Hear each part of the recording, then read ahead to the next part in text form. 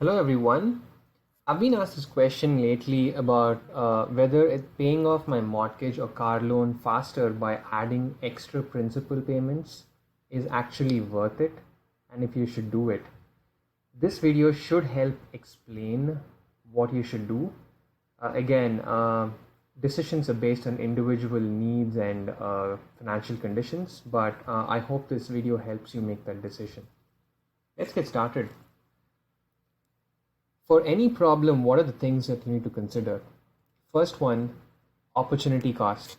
Opportunity cost is you making that extra payment and losing out an opportunity to invest that elsewhere. And what's the cost associated with that?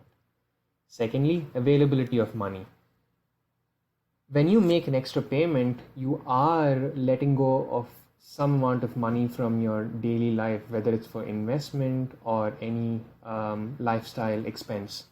So what if you need that? You have availability of money if you put in that extra payment. And the third, where in your life are you right now? Are you close to retirement or in retirement? Or are you very far from retirement and probably in your prime earning years? So these things will be explained in detail. We'll cover each of them. But before we begin, a quick disclaimer. This is information expressed for educational purposes only. This is not intended to provide any specific advice or recommendation. You should not use only the information available in this presentation to make decisions. And I highly recommend you seek a professional advice from someone who's authorized to give you that advice. Okay, let's take a home loan example. Say your home price is $1 million, typical of the Bay Area. You put in 20% down, $200,000, and you get a loan of about $800,000 at a 3.5% interest rate. These days, the interest rate is lower than this, but let's use this typical rate as an example. What does your mortgage look like? Your mortgage payment monthly is about $3,592, $3,600 give or take. And the total interest paid throughout the 30-year term, assuming this is a 30-year loan, which I've calculated, is $493,250, almost $500,000 in interest. Again, if you want to calculate, you can go to this link. I can send you this link if you're interested. And you can input these variables and you can come up with a $3,592 principal and interest payment and a $500K of total interest paid. Now you might say this is a huge amount of interest for the term of the loan. How can I save on this? How can I possibly reduce the interest paid, right? So again, the loan from the bank is $800,000, the interest rate is 3.5. The mortgage is as suggested here. What if I add an extra payment of $1,000 a month? How much will I save on interest? The total interest paid in this case is $319,000, give or take. So you're saving about $175,000 in interest, which is a huge saving, right? Let's see how it compares to other investment types. What if you took this $1,000 and put it in an S&P 500 index, which earns about 7% a year? Let's see. You take this investment of $1,000 every month, put it for 30 years in a 7% annual return. Total return is about $816,000, and your interest saved from the previous slide is about $175. Right now, you see the difference is pretty humongous. It's $640,000. So if you had invested this delta of $1,000 for 30 years, you would have made $640,000 extra. But you may ask me, hey Vivek, I don't know if I'll be able to make 7%. What if I only make very less? Or better, can you give me an interest rate or a return rate that I need to earn to make that saving of $175,000? So your monthly savings are $1,000. You invest for 360 months, which is 30 years.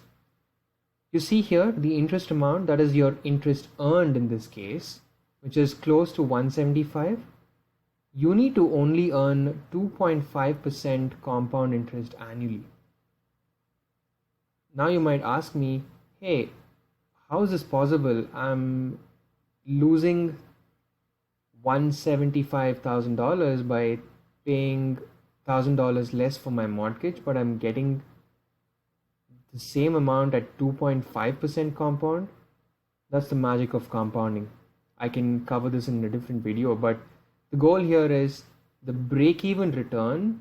To be at the same place, you need to just make 2.5% on your $1,000 a month to hit the same goal, which is not that hard to do. 2.5% return is just above inflation. Not that hard to do at all. The second factor you need to consider is the availability of money. Paying extra will reduce your liquidity, meaning you will have less each month to spend on other investments and lifestyle expenses. What if you need that extra cash for something in your life?